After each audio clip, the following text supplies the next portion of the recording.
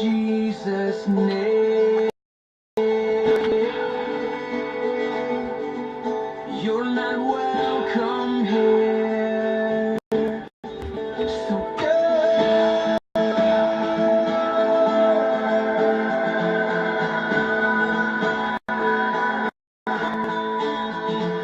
Spirit of doubt, you have no place here. I command you to leave in Yeshua's name. Envy and jealousy, you have no place here. I command you to live in Jesus' name.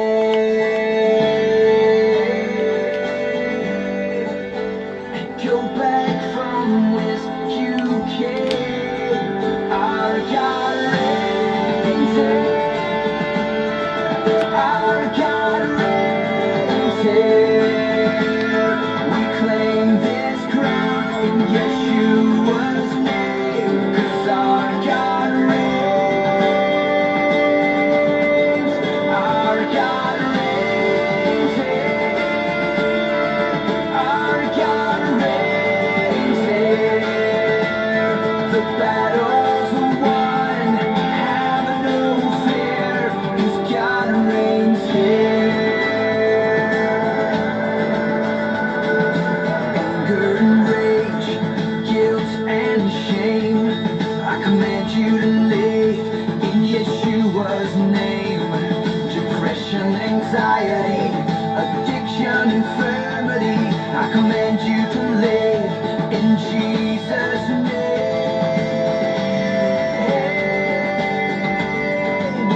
And go back from whence you came. Our God reigns here. Our God reigns here. We claim this crown in Jesus' name, 'cause our God reigns. Our God reigns here. Our God reigns here. The battle's won. Have no fear, 'cause God reigns here. God reigns here. There's no doubt. He has overcome the world. And God reigns here. There's no doubt. He has overcome the world. Our God reigns here. Our God reigns here. We claim this crown in Yeshua's name, 'cause our God reigns. Our God reigns here. Our God reigns here. The battle's won. Have no fear. The battle's won. Have no fear. The battle's won. Have no fear. God reigns here. There's no doubt. He has overcome the world. God reigns here. There's no doubt. He has overcome the world. God reigns here. There's no doubt. He has overcome the world. God reigns here. There's no doubt. He has overcome the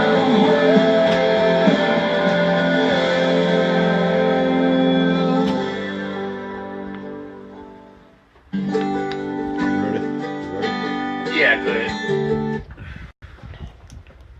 Alright, everybody. Hey, how y'all doing tonight? After my last live feed and everything, I just want to apologize to everybody. Like I said, this is a big case here about my daughter. And like I said before, she means everything to me in my world. And I just wanted to apologize for the last live feed I did.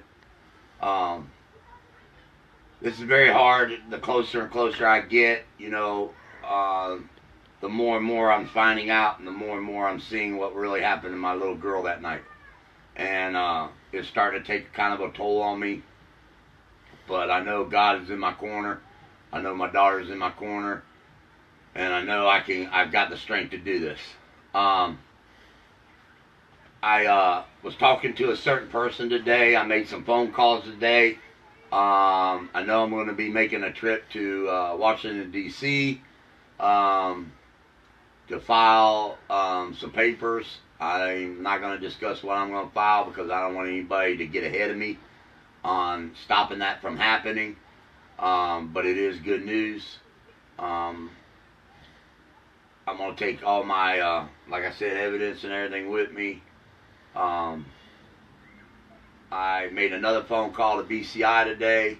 I made a phone call to Montgomery County today. And nobody was in, or they were busy and couldn't get with me. I made another phone call to BCI. I did turn over some information there. But then I made a phone call today to our local prosecutor. And I want everybody to be able to hear that tape. It tells a lot on that tape. Explains a lot on that tape. And it shows, I don't know how to word it in a nice way without, but I'm going to let everybody listen to that tape. This is a phone conversation between me and our local prosecutor today. And everybody has the right to their opinion, and I want to see people, you know, with their opinions. Because when you guys make comments, like I said before, I go back at the end of this and I look at all the comments and stuff, and I look and see if somebody's giving me some other directions to look at something, and I always follow through with those comments, and I look into more things or whatever. So I'm going to go ahead and I'm going to play the tape. I want everybody to hear this tape. Like I said, I've already know who is involved in my death of my daughter. That is the mother, that is the boyfriend, and that is the uncle. And I think this tape's going to explain a little more of that too. And we got to keep our focus on that part, that who is involved in my daughter's death. And then the question is, why are they still not being charged? With everything I have done for my daughter's case, everything the community has done with this case. I mean, like I said, it was you guys that found that person of interest that became a witness. We are still looking for another subject. And you'll hear it on that tape about that subject and their opinion about it. And it's not a happy opinion. I don't think anybody's going to be happy with the opinion of the prosecutor. So what I'm going to do is I'm going to go ahead and I'm going to play that tape so everybody can hear exactly my phone conversation and what was said to me today.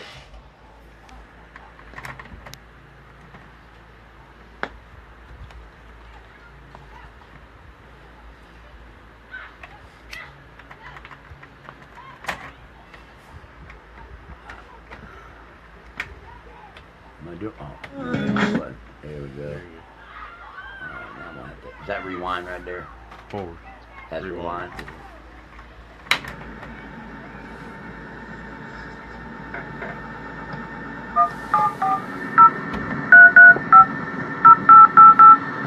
Watch this. I don't even tell my name. Watch this.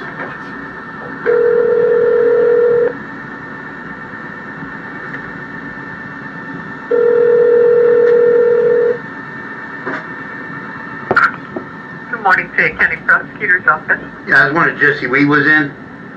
Mr. Branham? Yep. Just a moment.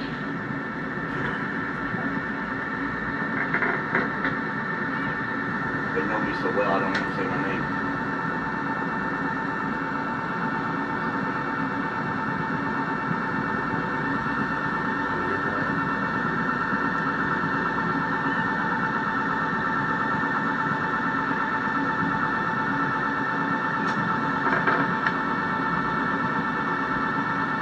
This is Jeff.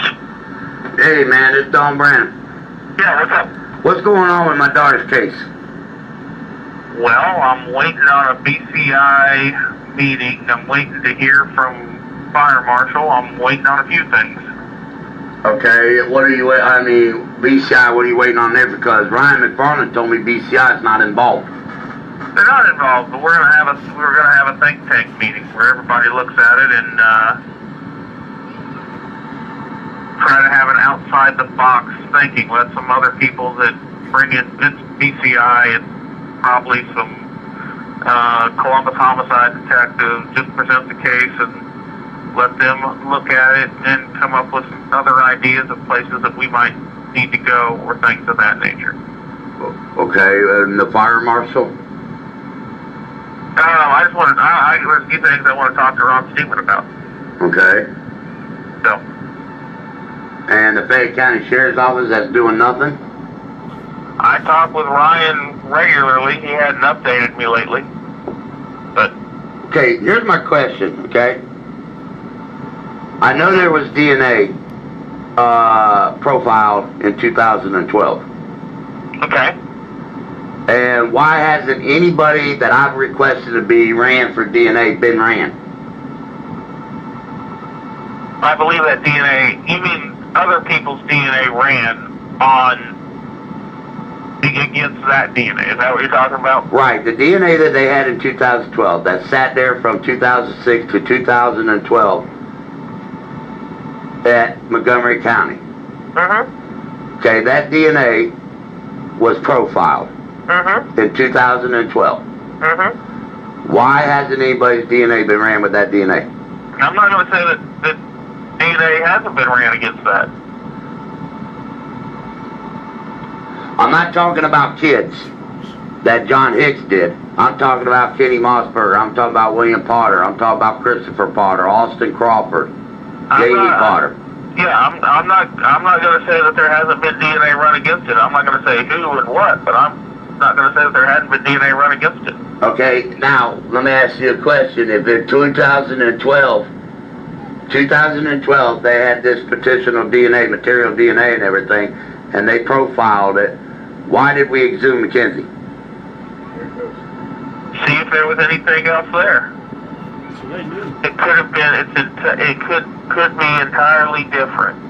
There's, what was there in 2012 that we knew about, and then you exhume her, you see if there's other things on her body, see if there's anything else there, see if there's any other evidence that could turn something else up. So that's why she was exhumed? To see if there would be any DNA on her body, yes.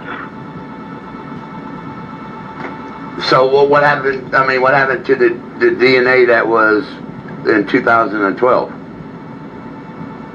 That's a DNA profile. There could be another DNA profile that would be on her body that wouldn't necessarily be the same. And it's a not a reach, but it's an effort to try to find something else. So in 2012, you're saying, in other words, there wasn't enough there to. I'm not saying anything about the 2012 DNA one way or the other. Okay, and am I allowed to see paperwork on what was sent to BCI? I don't think it's public record. Chain of command. I'm not allowed to see as the father that make sure that the results was sent there. No, because that's part of the criminal investigation. It's not public record. Okay, well, I just want to ask you, what's Fayette County doing? I just don't understand. Since nobody wants to communicate with the father about his own daughter's murder, what is going on? Other than BCI and the fire marshal, what is actually going on with the Fayette County Sheriff? What have they done in the past 6 years? You're going to need to talk to McFarland about that. He don't want to talk to me. Well, Donald, he's the one that's investigating the case right now. So okay. I'm going to defer to him on what he releases or doesn't release. Okay, in the Fayette County Sheriff's Office, is handling this case, then why in the world have they not yet talked to 7 eyewitnesses, 8 eyewitnesses now? That's a question that you're going to have to ask the Fayette County Sheriff's Office. Why haven't they brought Jamie in? Why haven't they looked for this black guy, this mysterious black guy that was in the house? I can request them go out and do things, but I can't make them do things. I can't make somebody come in. That's Ryan McFarland, that's the Sheriff's Office job. That's questions you're going to have to take up with him. Okay, but you're the prosecutor on this case. Right, and I can tell them, I can ask them to go do it, but they don't report to me. I can't make them go do something. Well, let me ask you a question. Was any x-rays ever done on my daughter? Donald, I'm not going to go through the ins and outs of the case. I'm asking you, was there any x-rays done on my daughter's body? I'm telling you, I'm not going through the ins and outs of the investigation today. There's not going to be anything accomplished by that.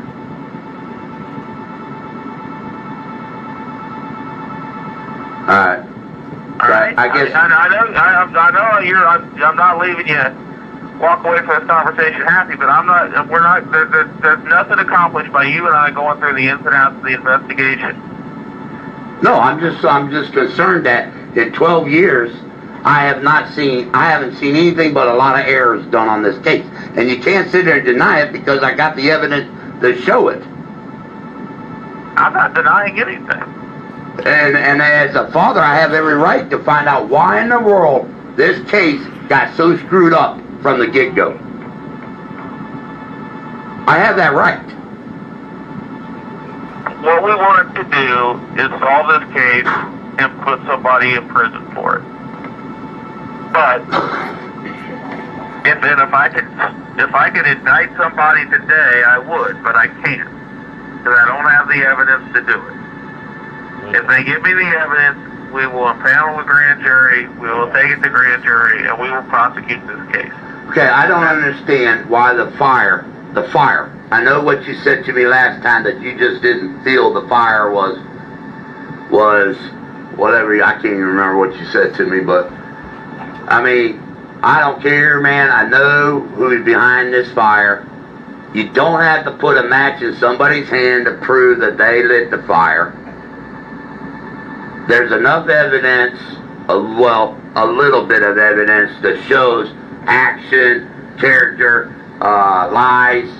I mean, I can go on and on about the fire itself with the mother and the boyfriend. I just don't understand what the holdup is here, because whatever happened in Mackenzie's room, you're not going to get that evidence. The room's gone. Her bedroom is gone. It's sitting in a dump, buried somewhere in the dirt. Well, that's part of what I want to talk to the fire marshal about, is the fire. You know, like Vernon said to me, I don't know why Detective Brown didn't do what he should have done. I don't have that answer. He's not here to explain why. He's not here to explain why. Witnesses that were only within 20 to 30 feet across the street he never talked to. I don't know why. But the thing of it is, like I keep saying, everybody wants to stick onto this, whatever happened in that bedroom, and you, as a prosecutor, knows there is no way they're going to get that evidence. There was nothing collected. There was no sheets collected. There was no pictures of the Detective Brown took of that crime scene whatsoever. He didn't take no pictures of any injuries of Marianne or Kenny. Nothing was done. So the room we don't care about. The arson Ron has all that evidence. He has every single bit of that evidence. Like I said, I need to talk to him. So I'd like to get him down here and have a meeting with him and McFarland. Ryan McFarland, man. Huh? Ryan McFarland to me is a waste. He ain't done nothing. Well, he's the investigator on the case right now, and he's going to be somebody that going to have to testify. So I would like to make sure that everybody sees it the same way. Because if Demon says one thing and McFarland says another, the defense is going to put McFarland up, and then we've got a problem. So I would like to make sure that the investigators of the crime see it the same way. Right. Well, Ron told me, and that's what Ron said. He has not spoke to the Fayette County Sheriff's Office in over a year. Why? I can't answer I can't answer why he wouldn't have spoken to the sheriff's office or why the sheriff's office hadn't spoken to him. That's when Jamie come forward and said that there was a black guy in that house that night, okay? yeah. All right. You don't think that's important for the sheriff's office to notify the fire marshals and say, hey, we now have another person that was inside the house? Because Ron Steeman, as the fire marshal, has to find this guy, and he has to clear that guy that he ain't the one to set that fire. If this guy exists. If the guy exists. We don't even know that guy exists. But what is anybody doing on it? I did. Well, that's part of the investigation, Donald. I mean, I got a description of the guy, and I went out and had somebody sketch artist the guy's face and everything. That's what I'm saying. Why didn't Jamie get brought in and do the? I don't understand. There's nothing has changed on how you look at a crime scene. It got better, but it's still the same. You still take photographs. You still collect evidence. You still make sketch artists draw, a person of interest that, no one knows the name on. You still bring people in and question them. That's all. That's been going on for years. For years. Right. Right. The only thing that's changed is DNA and other things that makes it easier to solve a case. But your common stuff, what you would do when you go to a crime scene, has been around for years, has the same rules and laws and legislations of how it's conducted at a crime scene. That's all I'm saying. I just don't understand, and you guys sit there and think that I should be what does Vernon call me, a disgruntled father? I think I have every right to be disgruntled. Well, I need to talk to Ron Steeman and get his full-fledged opinion on the arson and whether we can pin it on somebody, and then my opinion might change, but I need to hear that from him. Right. So I mean that's where it is right now. Right. All right. Well, that's all. I mean, at least you did take time to talk to me. So. Yeah.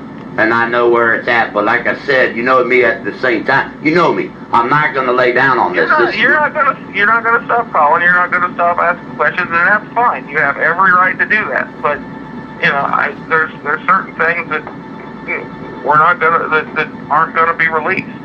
Right. So. But I'm just saying, if you really look at it, I mean, the small partial of the evidence is that whatever happened in Mackenzie's room, or if it did happen in Mackenzie's room, we don't have that stuff. There's nothing there. You're chasing a ghost when a detective back then did not do his job by taking photographs and collecting evidence. And, I mean, I'm not stupid, and you ought to know that by now, that, wherever the last place a body is found, you're immediately supposed to start collecting evidence and everything. Immediately. I mean, we don't even have the clothes that she had on that night. Yeah, you're right. I mean, there's things that we don't have that could make this case better, but we don't have them. So I'm not concerned about that, because I'm looking at this case for what it is, not for what it's not. Right. Well, what it is it's an arson and it's a homicide. Yeah.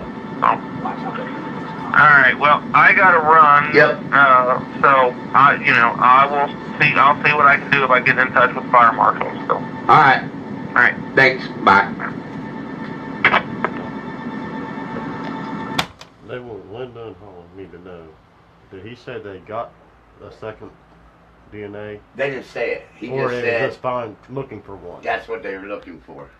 Okay, they was looking were for one. They looking didn't for- get one. They didn't get one. They were looking for more evidence on her body, and so they can do another profile. Right, but he didn't because say they that had profile one. could be different than the first profile. Right. Which means that would mean there was 2 people in a room and not 1 person in a room. But he didn't say they got it. No, they didn't say they got it, or if They're they just did looking. or didn't. They're just looking. They're not going to answer that. Right. That's what I've been trying Right. to get them to say, and they're not going to because they know I Right. tell the community. Yeah. But there you guys go. There's my conversation today with the prosecutor. And the only thing me and a person talked about was when he said that he was going to look at this case. How did he say it? Now I'm going to have to rewind the tape. Oh, I'll get you off track. Yeah. Sorry. Hold on. Because I don't want to slip up and say the wrong thing.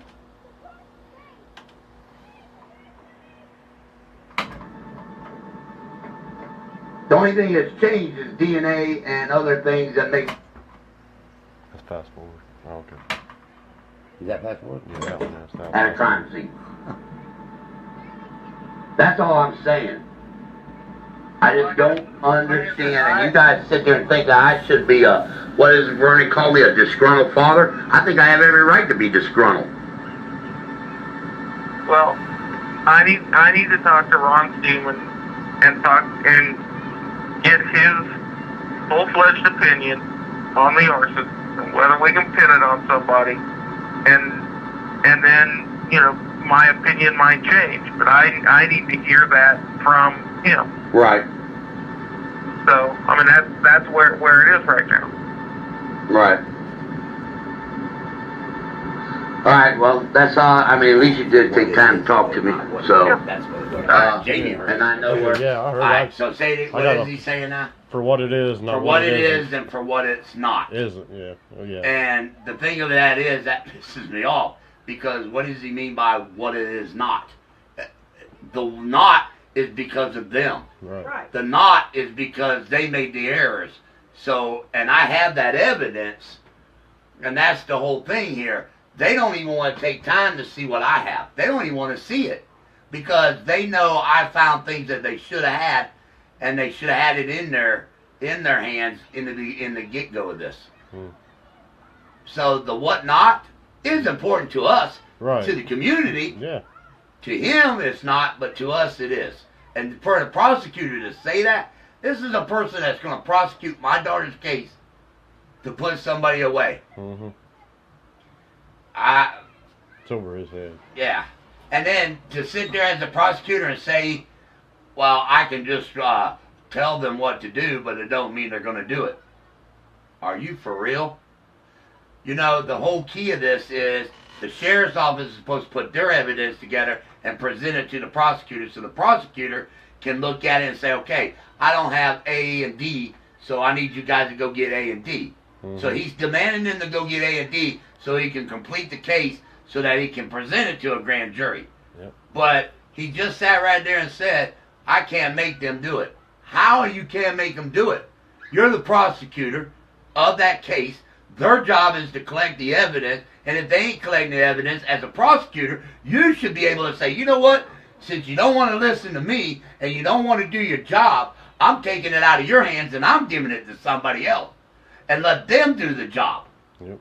Like he said, we want to call Columbus and bring homicide detectives down there. Vernon is not going to want that. No.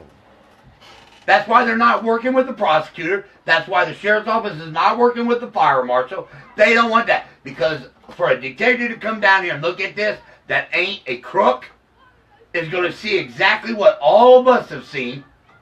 And guess what? Vernon's in trouble. The sheriff's office is in trouble. And he knows that. He knows that. But then, here we go playing the political card, and the prosecutor is saying, well, I ain't going to ask no questions. It's passing the boat.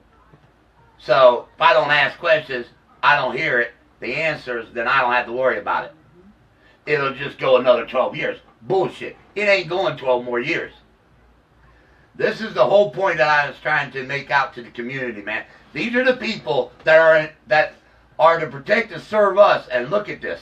I mean, you got the sheriff's office, you got the prosecutor's office, BCI. I mean, you know, Vernon sat right here and told me BCI was involved. They couldn't turn nothing. They couldn't do certain things of this case because BCI ain't going to let them. And then Ryan McFarland tells me BCI ain't involved. Now I got the prosecutor saying the same thing. BCI ain't involved. But we're calling them to come down in this meeting. Why would they come down in this meeting if they ain't involved? Why BCI would make that decision of bringing detectives in from Columbus, homicide detectives, if BCI ain't involved? I don't understand that. If they're not involved, how can they make those calls? Yeah, they don't know. So here we go again with the finger pointing and the lies, and it keeps going and keeps going and keeps going. The only way this is ever going to happen is us, the community, me, and pushing it and pushing buttons. But here we go again. Now it's been admitted twice that there was DNA in 2012. So my question is, why did the prosecutor, the coroner's office, the sheriff's office lead detective never ever asked in 6 years about that DNA? But then in 2012, then they want to say, oh, we got it. It's been laying here. We're going to make a profile. Go get the father's DNA. And I got that evidence. I showed it before to you guys that they collected my DNA in 2012.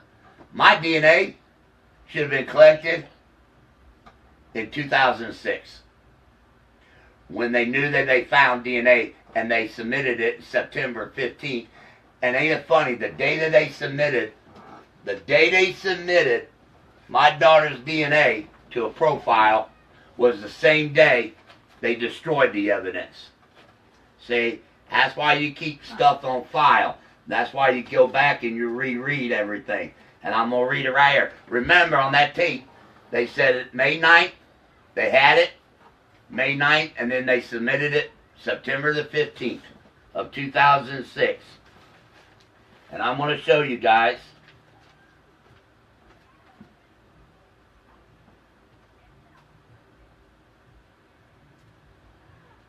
See, that's the evidence sheet.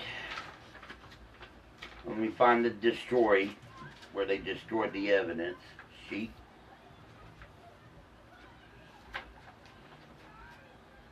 Let's see, evidence sheet, destroyed. Okay. And remember I said the clothes were destroyed on August the 15th, 2006 at 12 a.m. That's almost a little over 3 months. The clothes were destroyed. What day is that right there? Did they destroy her hair samples? 10/6/2006. September the 6th. And on September the 15th... October. Oh, that's October? Yeah, October 6th. Oh, that's received. Okay, yeah, destroyed. Yeah, destroyed okay, October. They destroyed the hair. So they destroyed the clothes 3 months, and then October 6th, they destroyed the hair samples. Now, if they collected that DNA from the clothing, which I cannot prove that yet, because there's no photographs of the backside of her, but if they destroyed the DNA, or the clothes on August, 3 months after it, and that's where they got that first prudential DNA, now they don't have the clothes to prove it. Mm-hmm. And then if they got any other DNA, because it says, I can read it right here, where they collected the first DNA. And that's why everything was important to this case. Just see here. Description of evidence. One sealed envelope containing oral, rectal, vaginal swabs. So that's where the first DNA came from. One of those 3 areas.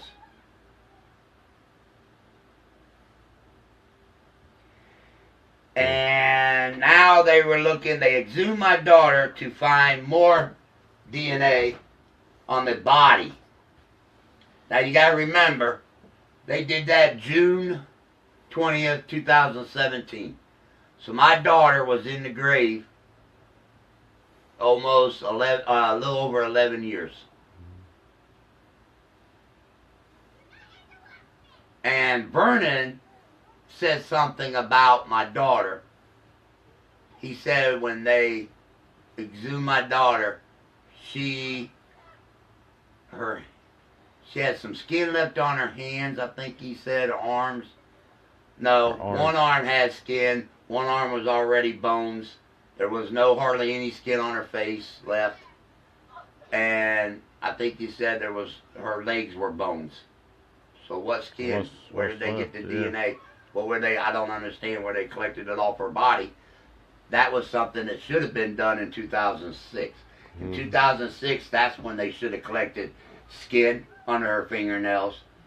That's the whole purpose of the pathologist. And they never did that. They never did. Now, they are somebody that was there from pathology. They were there because their name's on here, but they didn't do nothing. They did a toxology, but they didn't do a pathologist. But she was there. It was a woman.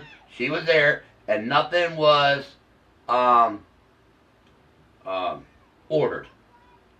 Yeah, they didn't request it. Yeah. They didn't request it. They didn't request nothing. They said they had to request So then they dug up my daughter, but my thing of it is, it's almost like he's saying, well, we dug her up, and there, if we found it, if we did find it or didn't find it, but if we found it, then we have a second profile, and that tells me, how is that going to be any different than the first profile, unless you're telling me there was two people in that room?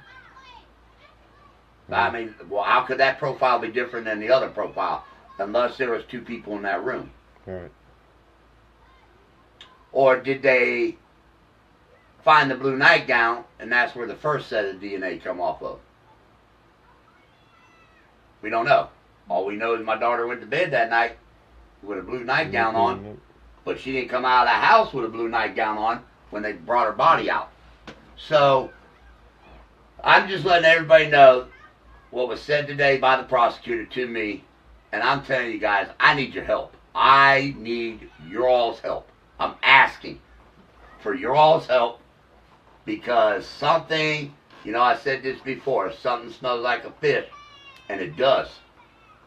And when a prosecutor's sitting there telling me, well, I can't force them to do their job. Bull crap, man. This is a murder. This is a murder of a child. A child. And you're going to tell me I can't force them to do their job? Well, then that tells me, take it out of their hands and give it to somebody who will.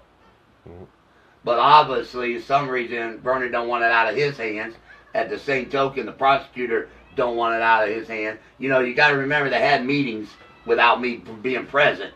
They could meet together and make a decision on something without the father there. But when I call a meeting for all of them, they don't want to come.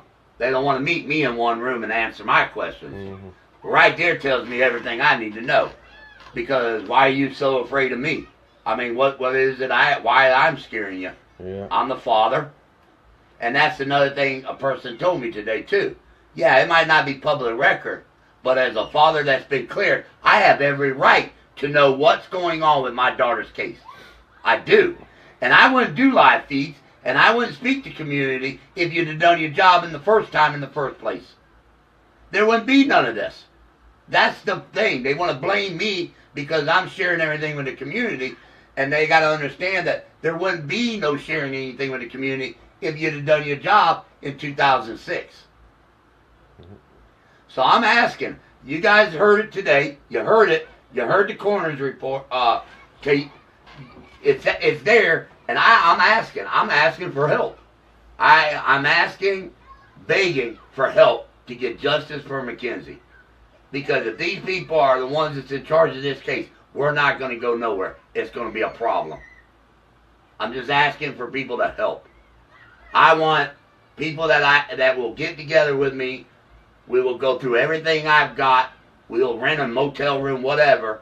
Get it all together. Put it all together. Line everything. So I can take it. We'll make copies of everything. And then I want to take that and just drop it right on the prosecutor's desk. And then tell him, I'm going to give you a week to go through this. And then you're going to answer my questions. And one of the questions you're going to answer is, why can't you prosecute this? So I'm asking everybody for help, man. I'm begging for help. I've gone, you know, I don't know what else to do. A special prosecutor would have to be requested by the court, wouldn't it? I would have to take them to court. I would have to prove their negligence to get it. But that's where I was saying about funds. Attorney. I had to pay for all that. I got to pay to go to court to say, okay, the sheriff's office, they dropped the ball. Here's why they dropped the ball. And I've got that evidence. I mean, I got it. I can prove it. Yeah. I can prove the prosecutor didn't do his job. I can prove this stuff. Right. You just need. I just can't do it on my own. I can't walk in a courtroom because they could care that's who I am. Exactly right. And file it, but everything costs, and it's sad that everything's got a cost for a child's death. Yeah. And but like I said, that's one way to get it out of their hands. The other way is my trip to Washington D.C. And I think that would be the smartest trip I would take, is to Washington D.C. and meet with those people. And I'm not, like I said, I'm not going to tell you who I'm meeting with. I'm not going to tell you what I'm doing because, like I said, when I do talk about certain things, Vernon's on the phone and he's making that phone call to BCI and he stops a lot of shit from happening. I'm not going to let that happen. I'm not going to let him keep putting that railroad block in front of me every time I try to do something. But I know what's facts are facts. Facts are they do have DNA. Why they didn't enter it into the CODIS, I don't know why. They should have. Because I got a corner saying it was never put in there. There was nothing to run anybody's DNA with. And then I got the prosecutor saying, well, how do you know if we ran these people? Man, I know. I know if they did or not, because they would call me and say, you know, hey, they checked. I saw years ago what they were doing. And when John Hicks came in here, he brought me into the sheriff's office and sat down with me, and he had yearbooks with him, yearbooks. And he said, I want you to go through these yearbooks with me. And he went after kids' DNA. I'm going to tell you right now, no 8-year-old did this crime. That was a waste of time, a waste of man-hour, and a waste of money. Our tax dollars wasted all that money for them to go and check small kids' DNA while they've been, you know, her age now, 12 years later, but to go collect their DNA, knowing a kid didn't do this crime. That was almost a year and a half of an investigation wasted that should have been where I said this before, and I'm not lying about it. If this is a crime, okay, and then in, what is it I said, May 9th? May 9th, yeah. They found DNA. Okay, they had DNA on May 9th. We buried my daughter May 1st. So the first thing you're going to do is you're going to put over here Mary Ann. And then over here you're going to put Donald. Okay? The first thing you're going to do is you're going to go down this tree and you're going to say, alright, DNA from Donald's father. Okay? Well, my dad died in 2000, and so he wasn't around when the crime happened in 2006. Okay? Then you drop down, and I have one brother. Okay? But my brother has been locked away for years, since he was 19 years old.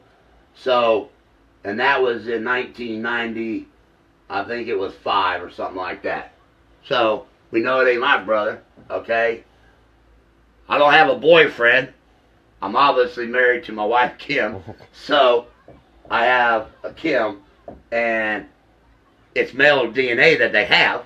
That's what they said, male DNA. White male. All right.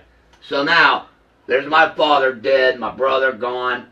All that's left is Kim. Then you got my 2 sons. Okay? Well, my sons were 5 and 6. So we know obviously it wasn't them. They weren't there that night. So there's my DNA tree for them to go down and look at. Okay? Now we go over here to the mother. She has 3 brothers. Then she has 2 nephews. These are all males. And then she has a boyfriend.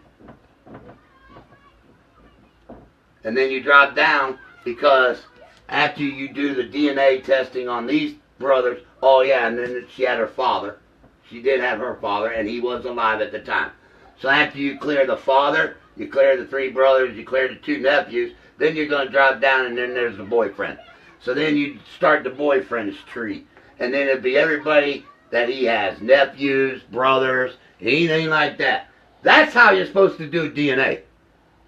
Not the way they did it. My eraser at. Not the way they did it. This is, you know, and like I said, you ain't got to be no rocket scientist to know how to fucking run DNA. So, this is how they did it. Donald's DNA. We got. Woo! There it is. We got Donald's DNA. Then we dropped down and we did, I think it was 10 to 15 kids, males, in the 4th grade and the 5th grade. That's what they did. I can't believe they made them kids get DNA. That's what they did right there, you guys. That's the God's honest truth. That's the God's honest truth. They went after 10 to 15 boys that were in her classes or in a grade above her, all males. They ran their DNA. Anybody was in the 4th and 5th grade with my daughter. They went from Donald's DNA, dropped down here, and did all these kids. That's what they did. So they wasted money doing... They wasted. 10 to 15 Yes. DNA. Yeah. Instead of doing who they should have done. Instead of doing They wasted all that Instead money. of doing the tree that I showed you, they did this. I don't see how they could do it. They did this. And 2 brothers on Marianne's side said they would give their DNA. They would do it. Jamie's one, Jeremy's one. They said, hey, come and get it. Okay? So right there, this is the DNA they collected. Right here. And I know when they ran that DNA, every one of those kids were going to pass. I knew they was. This wasn't a 4th and 5th grader that walked into this house and set this house on fire and splashed shit all over the house. And come on, man. This is what we paid for, you guys. This is what we paid for right here. This is what Vernon, remember what he said in the newspaper? I brought in the top dog detective out of Athens, Ohio. We paid him money. He worked hours and hours and hours on this. That's what he did. That's what he did. Ain't got nobody from anybody that was at that house that night. Nope. Mother's side. Nope. Nobody. Nope. No. But they got yours like what, 2 months after? Yep. They got mine in 2012. November. Once it was profiled. November. It was profiled in September. And in November. Got yours in November. I think it was November 10th, Something like 2012. They asked for my DNA. And I walked right up to that sheriff's annex building and gave it to him. Happily did give it to him. And when I gave it to him, of course, I don't know, my was interviewed, was recorded, but one question I asked him. This is what I asked the guy that swallowed my mouth. Why did you wait? What was it? 6 years. 6 years, yeah. For my DNA. I asked him that question right there. That's the question I asked him. Why did you wait 6 years when they swabbed in my mouth? And I have my DNA receipt right here in my folder. Everybody's seen it. Yeah. When they did it, the date they did it, what they took from me. That's when they did mine. So in September was profiled in 2012. Then they asked for my DNA. But on May 9th, 2006, it was already profiled. So did they have an answer for why? No. Nope, no answer. That was the same cop that told me he'd throw me in jail if I ever showed that picture. Is the same one that did my DNA.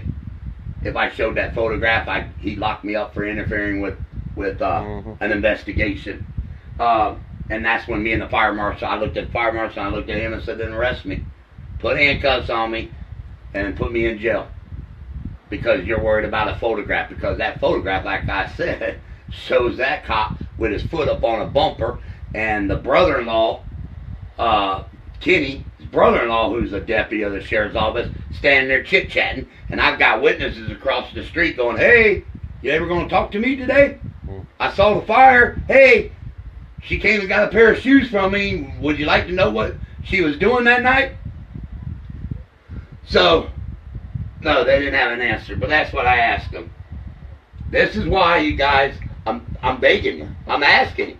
And I can tell you right now, anybody that knows me, anybody that's been following my story and Mackenzie's story in 12 years knows, when I say I got it, I've got it. When I say I've got the evidence to prove something, I've got the evidence to prove something. And like I said, I've got now not only BCI on recording saying they're saying was they dropped the ball, but I've got Montgomery County's coroner's office saying they made errors. Then I got Fayette County Sheriff Vernon P. Stanford coming in my house, and I got him on recording saying, we made this error, we did this error, we did that. But that's not what he told the newspaper. Nope. That's not what he told the newspaper. That's why I said, no more will you talk to me behind closed doors. You're going to talk to me, you're going to talk to me in front of the community so they can hear your answers to my question. But I've got that tape, I've got another tape, and now I've got the prosecutor. He admitted it. He said, y'all, everybody heard it. No, you're right. There ain't no evidence out of that room. Yep, they didn't do their job. Y'all heard it. Right there, he admitted. And then he admitted the other stuff, but he said, He didn't say, yeah. He didn't want everybody to hear that yes out of his mouth, but he did say, to all my questions. So that's what I'm saying, you guys, man. I'm just, man, I'm begging. I'm begging. Because here's the thing, like I said. If this person right here does exist, this person could take money from somebody else and do this to another family in this community and kill somebody else's kid. That's what everybody needs to think about. Is there's still somebody out there that has not been brought in, that was there that night of the fire. So, and you got a sheriff's office that is like, oh well, I am not going to be exposed for what I am. Because that's what Vernon's saying. I'm not getting exposed. I've got a career coming up in 2020. I'm going to be the sheriff of all sheriff's offices in the United States. I cannot let this ruin my campaign. Just like Mike DeWine sitting up there that don't have no time for me or anything, sitting up there saying things. Man, hey, dude, this boy down here ain't going to screw up my career. Man, I'm fixing to become governor of the state of Ohio. The man, and you got to think about it, this is the guy when he becomes governor who lets people out of prisons, who, I mean, there's so much he does as a governor that is the safety of the community. And he's going to be in control of that. Just like Vernon's going to be in control of all sheriff's offices. And you got to remember, here's a man that, and I proved already all the boards he was on. And he does trainings, and he can't even solve his own case right here in Fayette County. Matter of fact, 2020, he's going to leave, and Mackenzie's case is nothing to him no more. That's how he feels. I got 2 more years, man. I skinned by 2 more years. I'm out of here. See y'all. Have a good day. I don't have 2 more years to wait. I don't. I think there's enough evidence here. So all I'm asking for is the people to help. Help me. Help with funds. So I can do the things I need to do and get this pushed. Because I'm telling you right now, you heard him on his own word. Well, after I talk to the fire marshal, then it depends on my opinion. You know, it might change my opinion, it might not. Sure. Man, that's you know, like I said, I wish I had the degree as a prosecutor, because I guarantee you, I could walk in a courtroom with what I have, and I guarantee you, without a doubt, I can convince 12 people on a juror that those are the ones that murdered my daughter. But not only are those the ones that murdered my daughter, these are the ones that covered it up.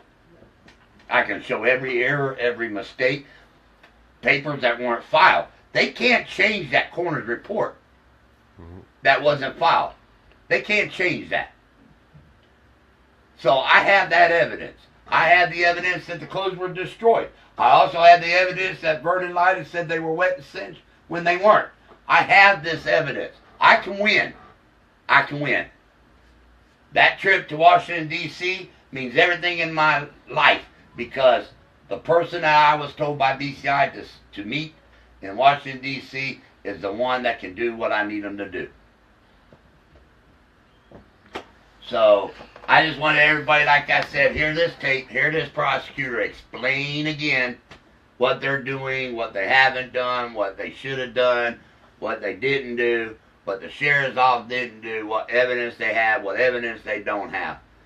But I guarantee you one thing. I asked for touch DNA years ago, and I was told by the sheriff, I will not put that family through that. But, hey, if that DNA comes back that it wasn't there, then that shuts me up about it. How hard is it to do it and get me to shut up and say, yeah, you're wrong. It wasn't him. But also, there's still a bunch of them that ain't even been ran. Ain't even had their DNA checked of that room. So, who's lying here? It ain't me. It ain't me. Did somebody say Jamie was on here? Yeah, he's Well, on I here. don't know if he still is. He was. If he is on there, I just want to ask him. After we played that, it was after we played the Because tape. we played the tape. But I just want to ask, you know, have you been brought in yet and asked anything? What? That's all I want to know, if he's on there. Like I said, I got all these witnesses, and the prosecutor, man, is going to sit there and tell me, I don't know why they haven't done it yet. That's his job. Yep. To say, whoa, man, I'm trying to get this case to trial, and you ain't even talked to these witnesses yet.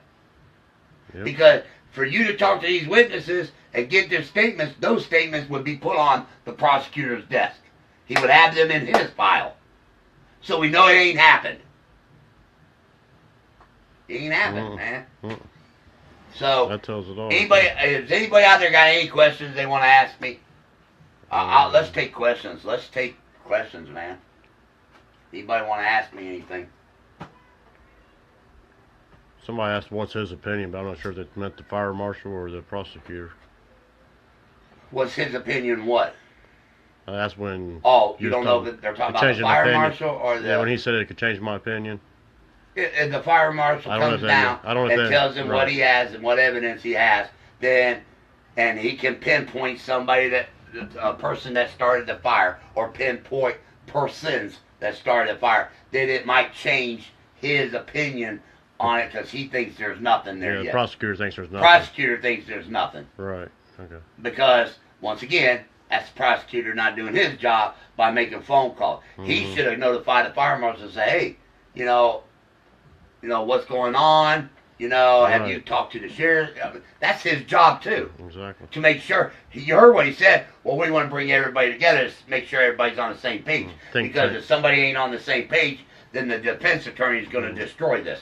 Yeah, they'll bring him up. Yeah. So, what are you going to do? Have the sheriff's office go in there and lie? Because the fire marshal and them ain't going to be on the same page as the sheriff's office because the sheriff's office ain't done nothing. They ain't done nothing. They don't want to do nothing. I mean, that's my opinion. Hell, I can tell you what he's going to say. Yeah. I don't have another 12 years to figure out. I'm right here now. I've got it. I've got it. I've got the yeah. evidence to show the cover up. I've got the evidence of mishandling. I've got the evidence of negligence. I've got this evidence. I've got it. I've got the proof of who started that fire. I've got it. Mm-hmm. Only thing I can't do is make them do their job. Yeah. They want to point the finger at the other one and blame the other and say, well, I don't know why they ain't doing this, or I don't know why they didn't do that, or blame the dead people. Mm. You know, the dead are dead, but they still have to be held accountable for what they did and Right. didn't do. Right. Even though you're dead don't mean you can't be held accountable for it. But here's the thing. Vernon P. Stanford is alive. Vernon P. Stanford is still the sheriff. He is their boss. So he should have known what they were doing and weren't doing. Yep. That's the whole reason you hire deputies and then you follow up with your deputies and make sure they're doing their job. Mm-hmm. That's what a sheriff's supposed That's to his do. job, yeah. not go around here shaking hands and campaigning every 4 years to make sure he stays sheriff. Yeah. Or go to Nevada, or go to Washington, D.C., or go shake the president's hand and say, hey, I'm doing a good job in Fayette County, man. We're number one. Mm-hmm.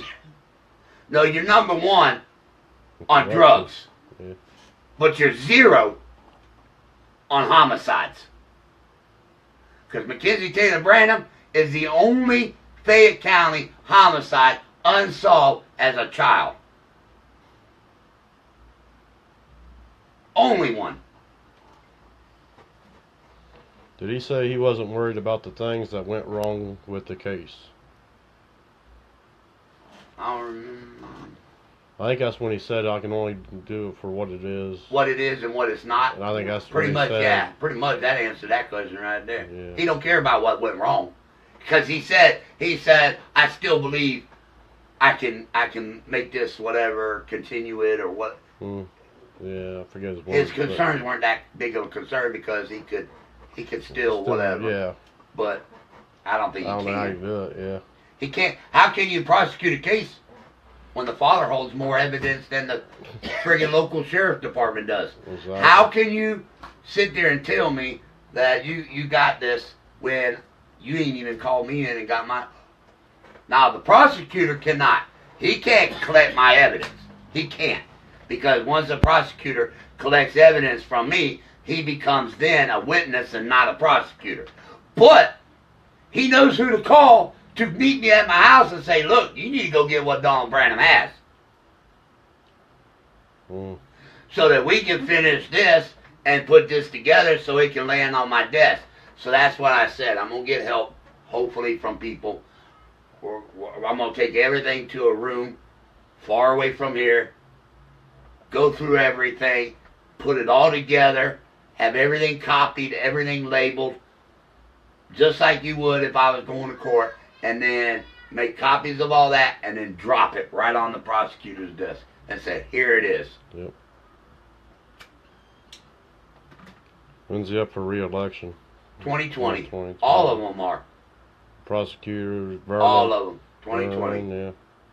The only thing with Mike DeWine is he's running now because there's a Republican lady, Mary Taylor, which I think she's great, is running against Mike DeWine right now to get that Republican part. The Republican one, yeah. So then they run in 2020 as that candidate.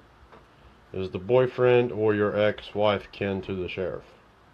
The boyfriend is related to a deputy that was on the Fayette County Sheriff's Office and is still related to a deputy that works for the Fayette County Sheriff's Office.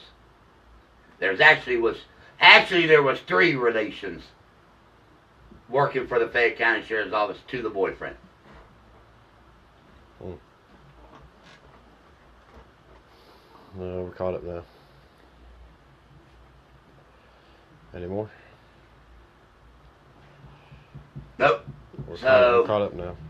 So. like I said, I just wanted everybody to hear it. I wanted everybody to hear exactly what that prosecutor said to me today and understand why I'm doing what I'm doing. This is the whole purpose behind what I do. I don't trust anybody up there in that town. I don't trust them. Not with my daughter's case. And as many errors were made and as many mistakes that were made and mishandling of this case and lost evidence of this case, it should have already been taken out of their hands.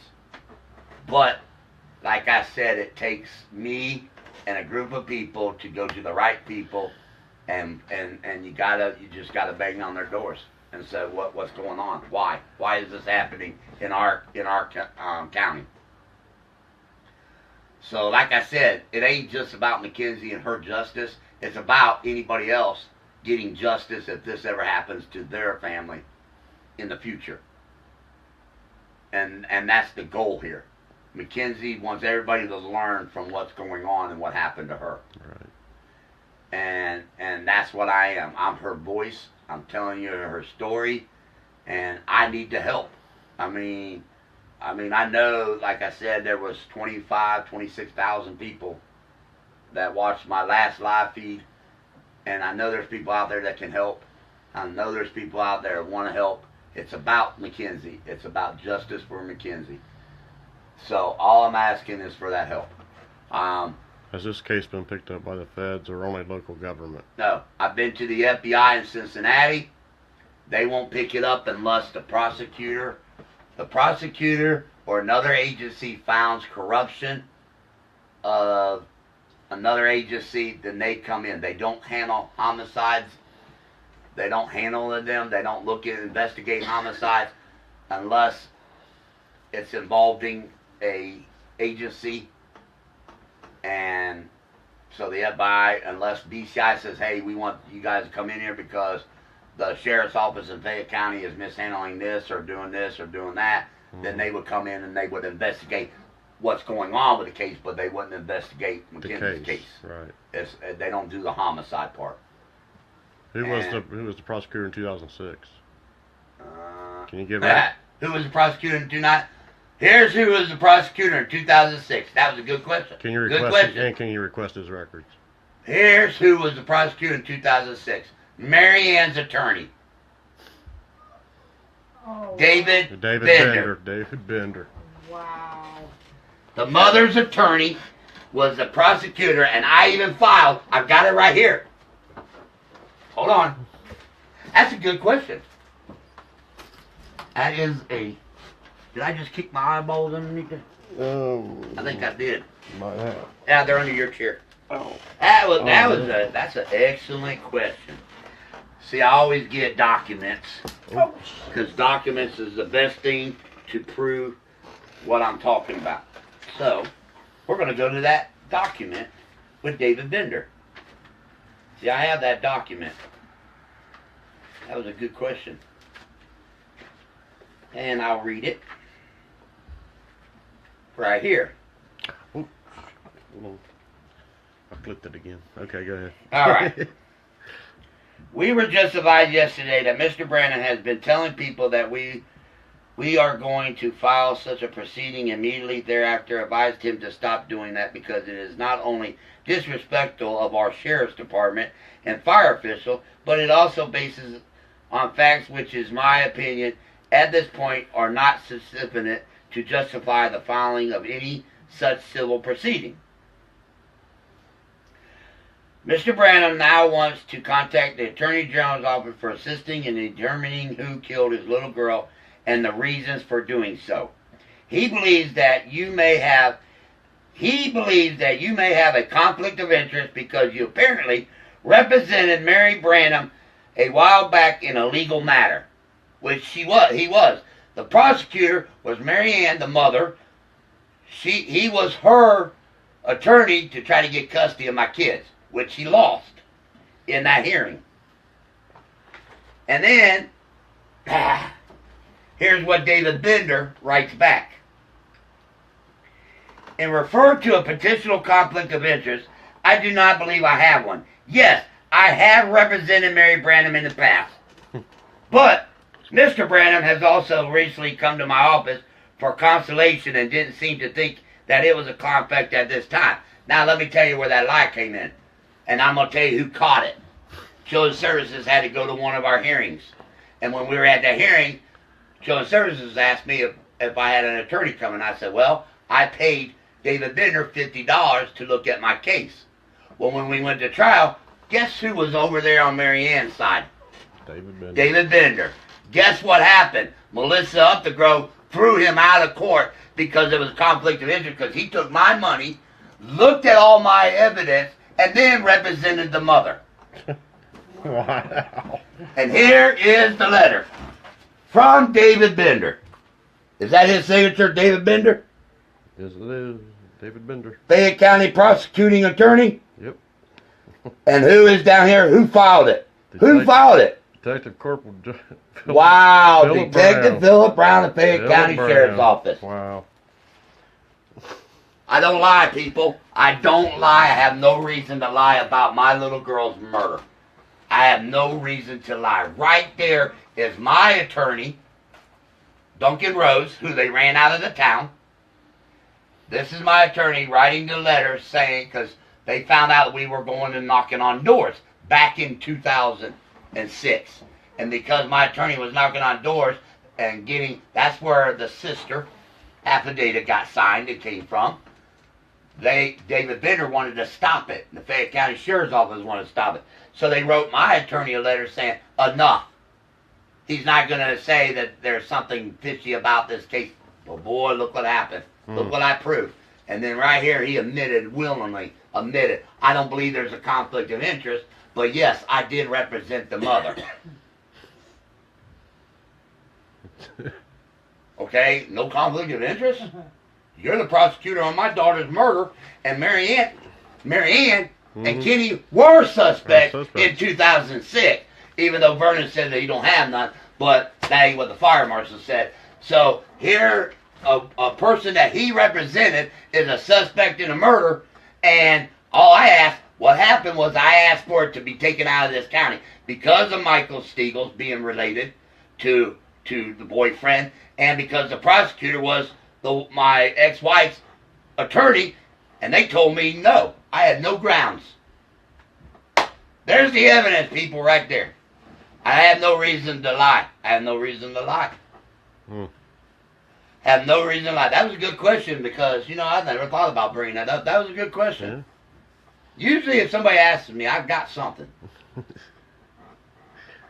So that answered, hopefully, their question. Yeah, I believe it did. Of who was the prosecutor in 2006. Yeah, I'm pretty sure it did. And why it didn't go where it went. And then because of this is the God's honest truth, and I can dig that file up. This is the reason one of my sons I don't see. Because David Bender was that judge in the juvenile court during that hearing when I asked for custody of my kid, one of my sons, and wanted to see him. He told me there was no conflict of interest, and then turned around and told me I was a monster and I would never see my son again. And for 10 years I have not seen my son. The same friggin' one that I had a conflict with my daughter's murder turns around and is the judge and would not let it go to another judge. He ended up doing the hearing, and like I said, I've got the paper, I can show it, and here's one of the things I thought was the funniest thing, and even Vernon Stanford saw it, everybody saw it, was in that conflict, the ex-girlfriend said, well, I'm afraid of him, I'm scared to death of him, my son's scared of him, blah, blah, blah, blah. Now, I asked for evidence to be presented. He said that she didn't have to present no evidence. He would take it verbal. So I said, okay, Father's Day's coming up. Can I see my son? Well, I don't think I'll have my decision by then. So Father's Day went by. Then I get a letter in the mail. Now listen to this, you guys. And honestly, I can find this. I can find the court paper. Matter of fact, I might even have them, man, right here. I always keep shit around everywhere. So he presided over one case. Hold on, right. Custody case. Represented her in another case. Yeah. So then when I went to court, this is what he did. He said, Mr. Branham, this is how the letter wrote. Mr. Branham, I asked, since I hadn't seen my son for a while, I said, can I go to Pate Valley through counseling with my son with a counselor so my son could get to know me, because I don't know what this mother told him. And I also asked to go through the visitation center so I could visit my son. He denied both. But here's what he did. I got one Sunday a month for 2 hours, and she is the supervisor. Wow. Wow. The girlfriend. So my first day of going to visit my son with all my kids went, because they ain't seen their brother. All my kids went, and including my Kim, my wife, all went. Within 2 minutes, 2 police officers show up and end the visit and said that I was outraged and blah, blah, blah, blah, and then they took all my rights away from me. Wow. And I have the paperwork. I can show it. And that's the thing. I get tired of showing stuff, but I can tell you right now, I guarantee you what. But here's a woman that says in the courtroom, I'm afraid of this man. I'm scared to death for my life. And then he makes her the supervisor to supervise my visit with my son at Island Park. That was where my visitation for 2 hours was the only to be at Island Park for 2 hours, one Sunday a month. Not at a facility, not at a park, of a woman that's saying she's afraid of me. Mm. He makes her the supervisor. You already know it's going to go sour. Yep. And it did. And I lost my kid. This is what this county does. And I'm telling you, I got the evidence. I got the court papers that says what went down, who's the supervisor, what I got, blah, blah. And then I got the letter in the mail saying, you're done. You're too scary to be around your son. We're ending all visits. You're never allowed to see your son again. That's God's honest truth. Mm. This is the same judge that I filed 2 letters to the Supreme Court to try to get him off Mackenzie's case. Because he was Mary Ann's attorney. Now, the girlfriend and the mother are best friends. Huh, go figure. Imagine that. That's it. Okay, so this is what I go through, you guys. This is exactly what I have been through. The false arrest.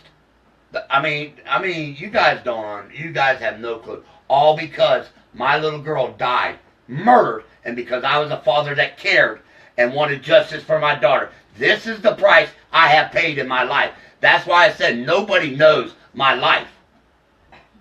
Nobody knows it. I've been falsely arrested for a protection order. Y'all saw that letter where she walked in 2 hours before I was arrested and asked for the protection order to be, suspended. Yeah. And then 2 hours later, I'm sitting in the Fayette County Jail paying $700 to get out of jail to prove that I didn't do nothing wrong. Hmm. This is the life I've gone through because I did what a father would do. And this is the price this county has made me pay for. I can't work because I got theft charges on my record that I didn't steal nothing. I proved that. I showed it. That's right here. Dismissed out of court. Everything. Right here it is. Right here. And you guys think I'm joking? You think I sit here and make up these stories just to ask for money to get help?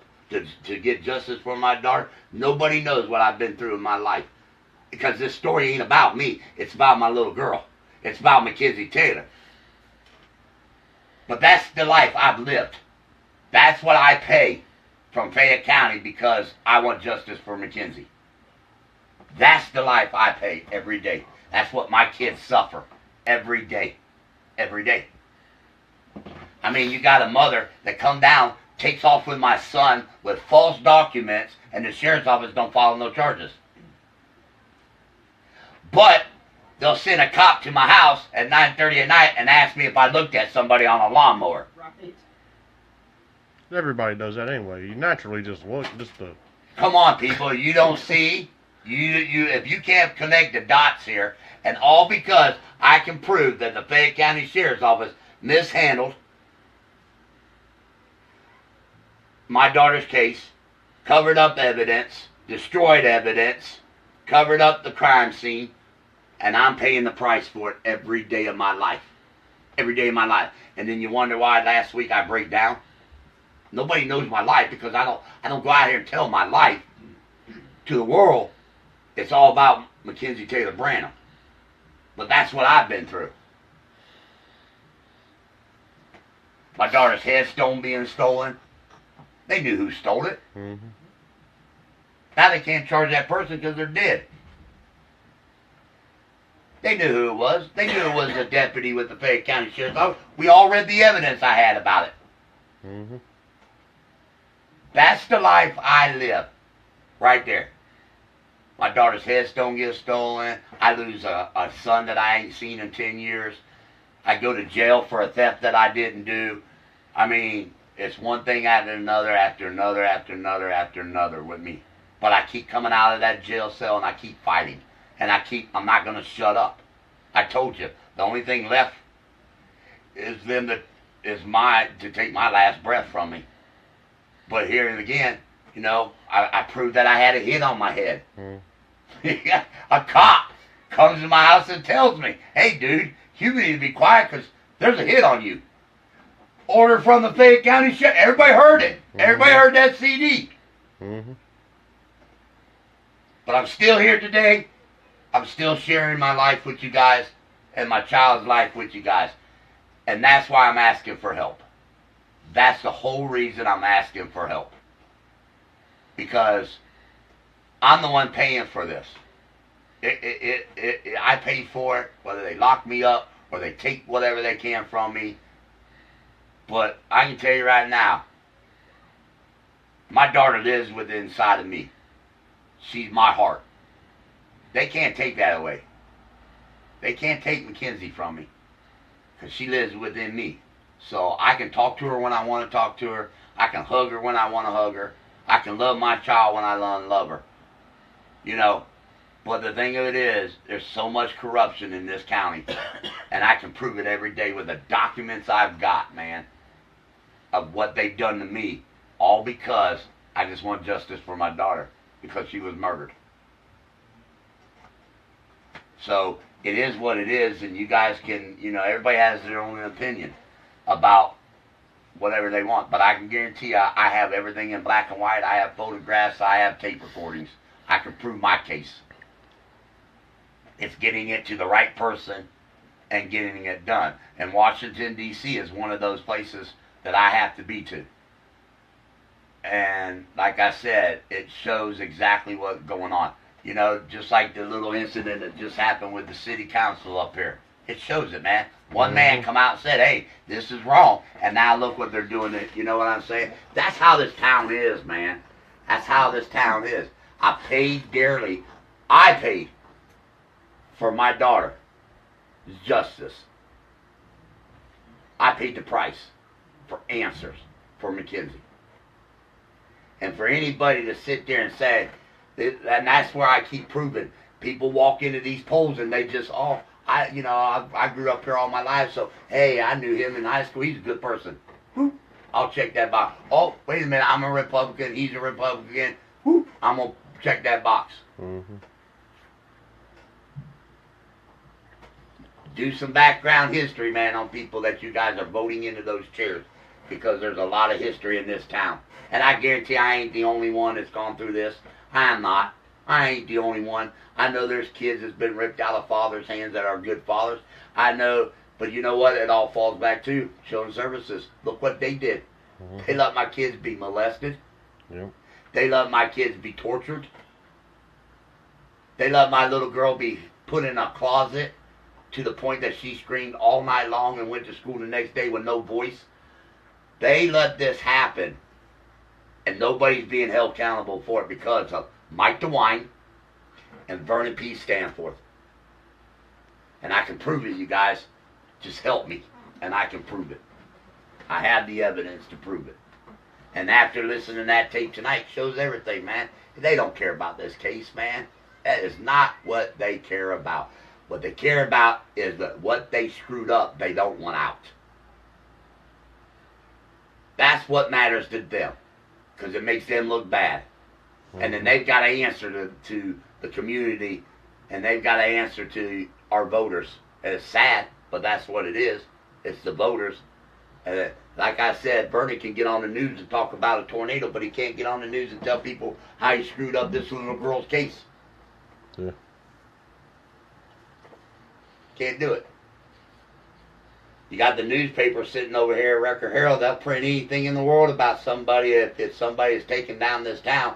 But then they're the ones that called my child an it and posted it in the newspaper and called her an it. And still today have not wrote me an apology letter. Still today have not wrote me an apology letter. And he knows my phone number. He's got my cell phone number. The reporter that wrote the story. He has it. Remember, he put me on, I'll talk to you Monday. Then I couldn't. I'll talk to you Tuesday. Oh, I'm sick. We'll talk Wednesday. Yep. Oh, I'm sick again. How about Thursday? And then ain't been nothing since. Yep. And that's been how long? 2 months ago? At least. 3 months ago? 2, 3. Probably closer to 3. So, you know, he was able to call me. Well, matter of fact, I got it on Facebook. I got it on my Facebook where he messaged me. Messenger, yeah. Yeah, I got it on Messenger where he says, I'll talk to you Monday, Tuesday, Wednesday. I got it. So he knows how to get a hold of me. But he hasn't yet wrote to that messenger, hey, Donald, I am so sorry for calling your child an it. Your child is Mackenzie Taylor Branham. I shouldn't have wrote what the sheriff said. The sheriffs want to call her an it. Exact words. I sent it to Montgomery County. Yep. For it to be tested. For it to be 3 times called my child an it. In one phrase. Yep. And no apology, not even from the sheriff. So you guys can have your own opinion. You guys can make your own decisions on this. I know what's true. I know what's facts. I know what evidence I have. I will make it to Washington, D.C. I will make it to Columbus. I will make sure that these things happen. Yeah, somebody asked what your next plan is, so you might want to repeat what, you know what I mean, go back over what you're planning on Washington, doing. D.C. is Well, my because first they might not have plan. been there at first when you said It was Columbus, but now you're trying to it's get to more Washington, important D.C. to go to Washington, D.C., and there's a reason behind Washington, Right, D.C. right.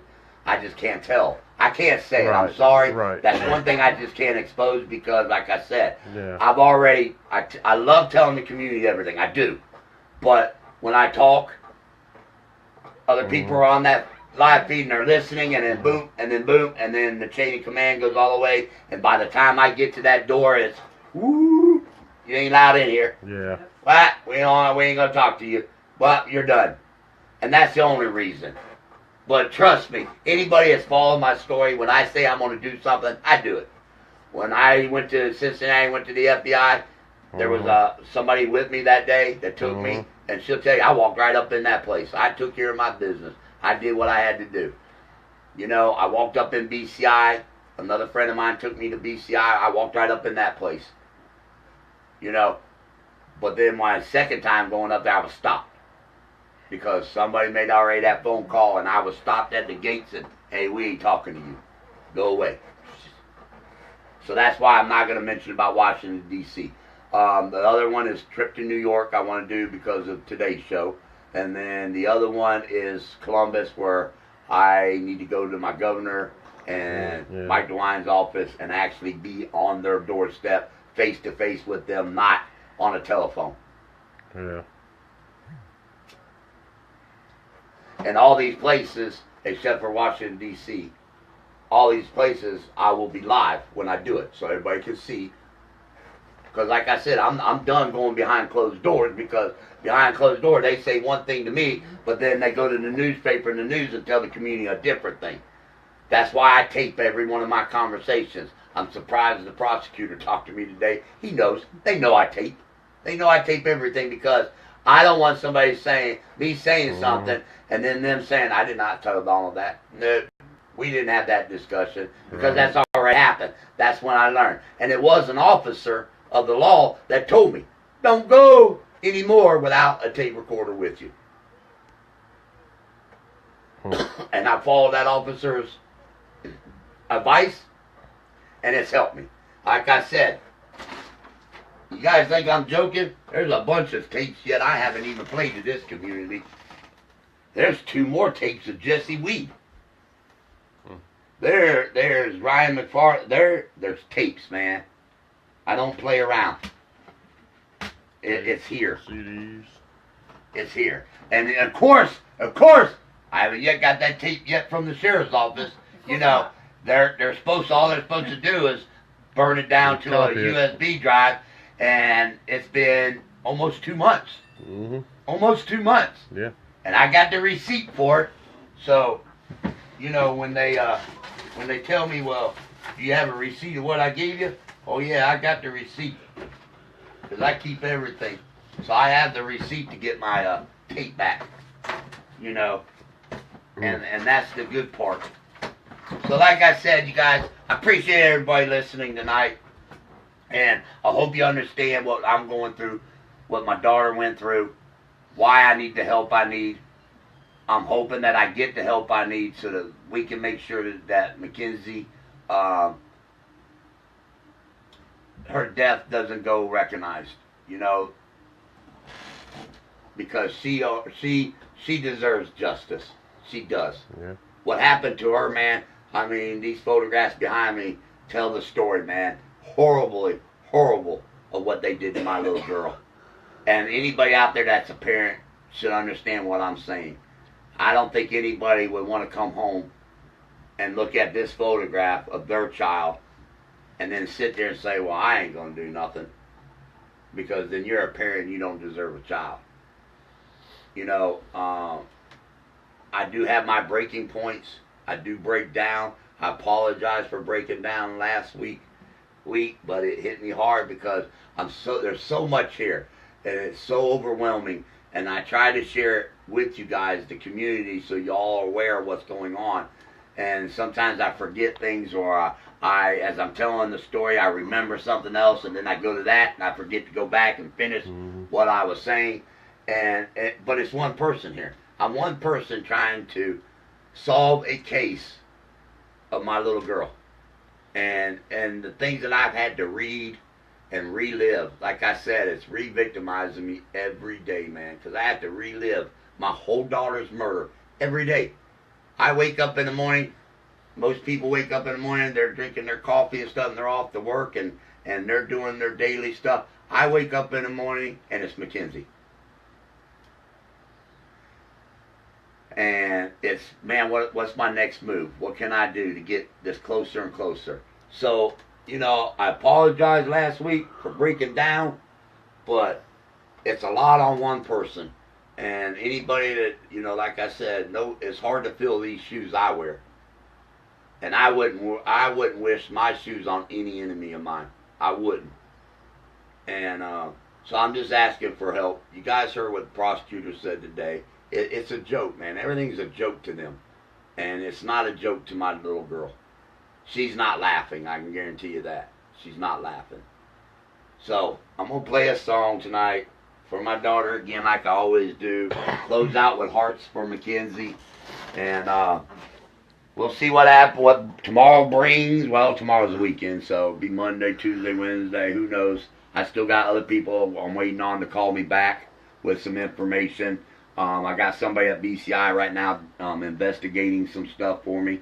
So, because I didn't get an advocate. Everybody gets an advocate when they lose a child or a mother, anybody, to a crime, and I ain't had one in 12 years. Nobody's knocked on my door and said, hey, Donald, I'm an advocate for such and such agency. I'm here to help you fill out paperwork and applications, go to your courts, hearings, go. I ain't had it. 12 years. And that woman was shocked. She's like, are you kidding me? Nobody? Nobody. And one of the things she's got to investigate now is to make sure that the statute of limitation didn't run out of what they supposed to pay me or what they're supposed to take care of. And if it did, I'm out of it. It's gone. And that's because I didn't get an advocate. Nobody walked to my house and said, oh man, nobody, even my boys never had an advocate. And look what they went through. Look at all the stuff they went through, and they never had an advocate. Hear all this. Both my boys went to counseling for almost 9 years now, and no advocate, nobody to tell us what we're supposed to do, how we're supposed to do it, anything. Instead, I had a sister that was an advocate, you know, and she's the one what's helping me. But like I said, when the paperwork comes from BCI to my house, I'm not, like I said, I'm not the smartest guy in the world. I only got an 8th grade education. So when I look at this application, I don't know what I'm filling out. But I don't know who to go to neither. Because that's how BCI does it. They just mail it to you and then here it is. And that's why you're supposed to have an advocate to help you with the paperwork so you're filling it out right. And I ain't had one in 12 years. I've got 4 or 5 applications sitting downstairs in a box right now that I ain't filled out because I didn't know how to fill them out. Didn't know how to fill them out. And I told BCI that. Our State's Attorney General's office, I don't know what I'm doing here. So she's investigating it. And she's going to find out why that happened. The mom got one. Hey, she got an advocate. Of course she did. Right off the bat. But the dad didn't. I'm cleared, and I still don't have an advocate. Figure that one out.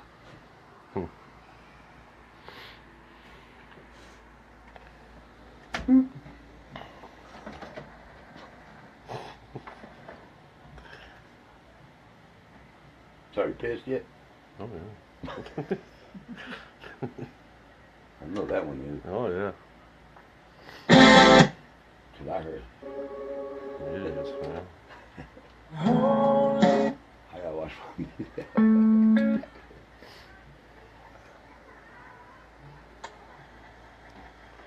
That's my favorite song right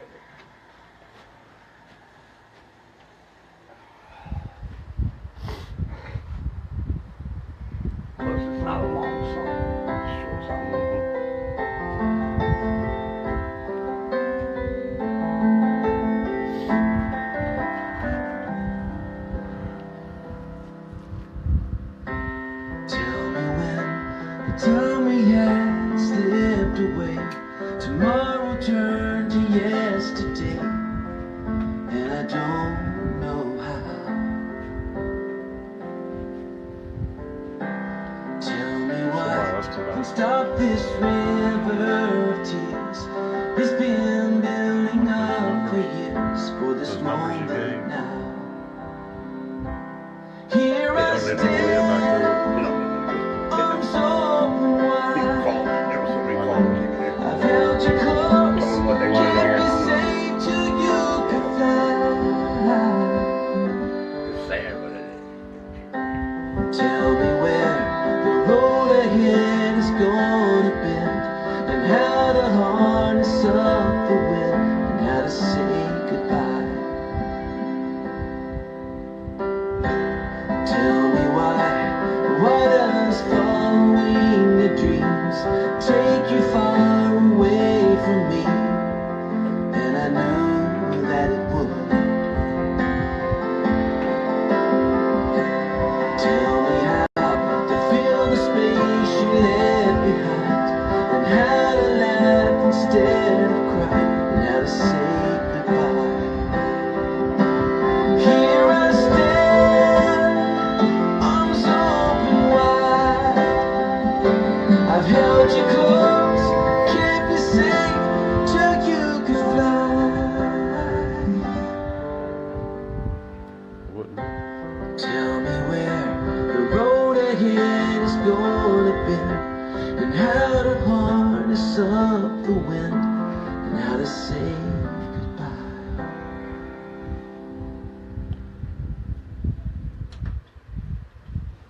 All right, everybody. Thank you so much. Stay strong, because I am. I'm very strong. I'm going to keep fighting for justice for my little girl. I'm not going to quit. So stay strong. Love your kids. You know, say prayers with them. Because like I said before, you never know what tomorrow's going to bring.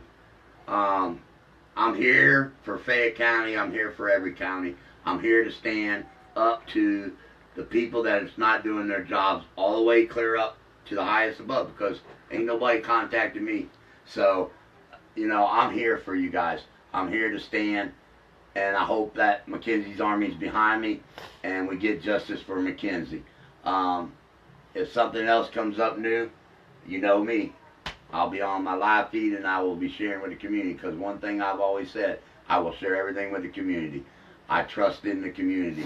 I believe in you guys, and my heart goes out to every one of you guys, because I know, like I said, a lot of kids went to school with my daughter, school teachers, people that knew my daughter, people that babysitted my daughter, her uncles and aunts. You know, we're all suffering over what happened to my little girl. So it affects everybody. And that's the biggest problem with this prosecutor. He don't understand. This affects everybody around the world, because that is a small child that lost her life, and 3 people, that's William Potter, Kenny Mossbarger, Marianne Branham, out there that did this. They're the ones behind this whole entire crime. And we can't forget that those 3 people are walking our street that did this to this little girl. So I love everybody. Stay strong. Thank you.